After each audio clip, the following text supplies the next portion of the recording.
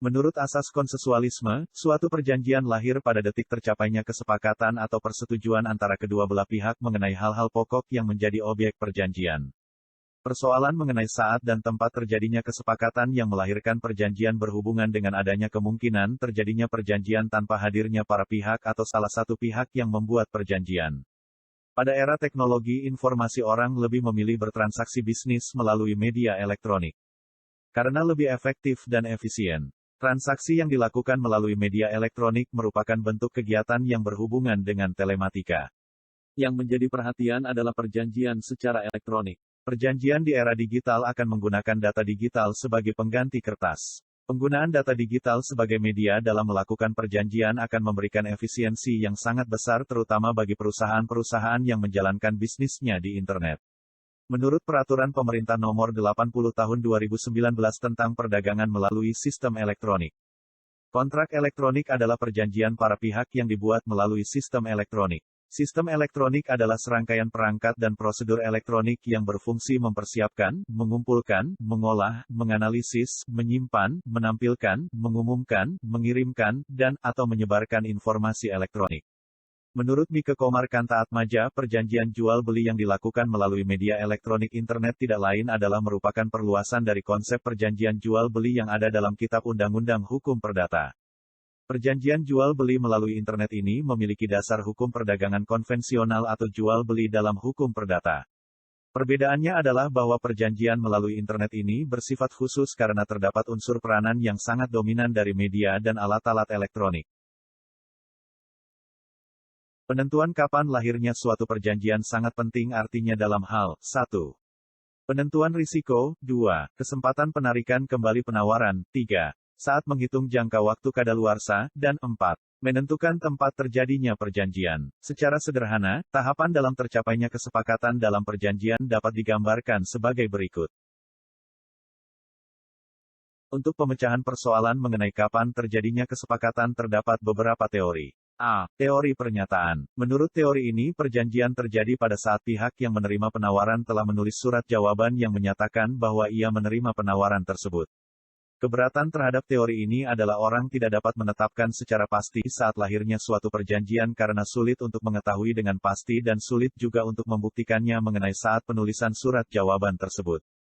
Di samping itu, perjanjian sudah terjadi pada saat akseptor masih mempunyai kekuasaan penuh atas surat jawaban tersebut. Dalam hal ini akseptor dapat mengulur atau bahkan membatalkan akseptasinya, sedangkan pihak yang menawarkan sudah terikat. B. Teori pengiriman. Teori ini mengemukakan bahwa perjanjian terjadi pada saat dikirimkannya surat jawaban penerimaan penawaran oleh akseptor. Adapun kelemahan dari teori ini adalah salah satu pihak yang melakukan penawaran tidak dapat mengetahui saat terjadinya perjanjian.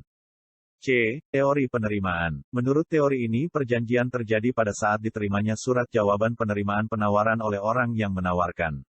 Namun teori ini masih ada kelemahannya, yaitu apabila surat jawaban penerimaan penawaran tersebut sampainya pada hari Minggu dan ditujukan pada kantor, berarti penerimaannya terlambat. D. Teori pengetahuan. Menurut teori pengetahuan, perjanjian lahir pada saat suatu jawaban penerimaan diketahui isinya oleh yang menawarkan. Teori ini sebenarnya merupakan teori yang paling sesuai dengan prinsip bahwa perjanjian lahir atas dasar pertemuan dua kehendak yang dinyatakan. Yaitu saat si pemberi penawaran telah membuka dan membaca surat penerimaan itu.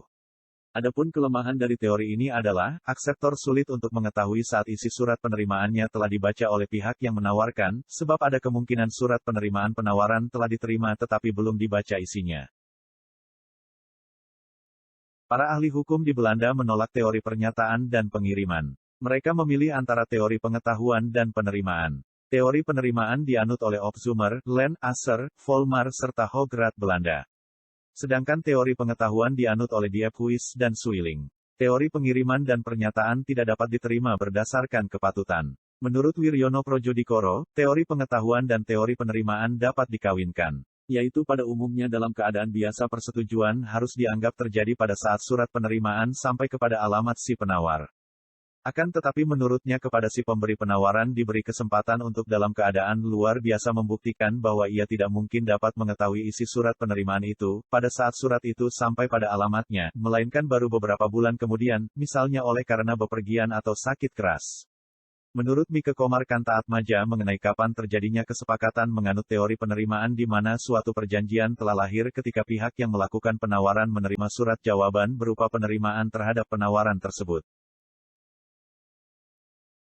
Menurut Pasal 52 huruf C, Peraturan Pemerintah Nomor 80 Tahun 2019 tentang Perdagangan melalui Sistem Elektronik, disebutkan bahwa kontrak elektronik sah dan mengikat para pihak apabila di antaranya terdapat kesepakatan para pihak, yaitu syarat dan kondisi penawaran yang dikirimkan oleh pihak yang menyampaikan penawaran, diterima dan disetujui oleh pihak yang menerima penawaran.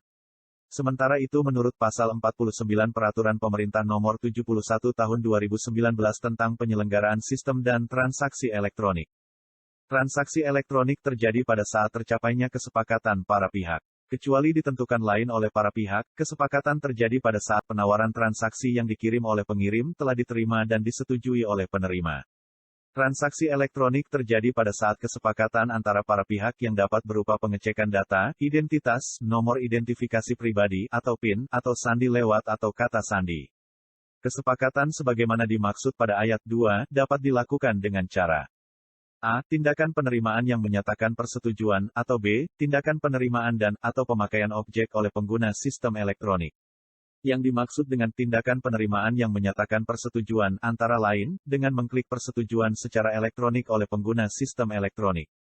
Sesuai dengan asas konsensualitas, kesepakatan terjadi pada saat kedua belah pihak menerima pokok-pokok yang diperjanjikan di dalam suatu kontrak.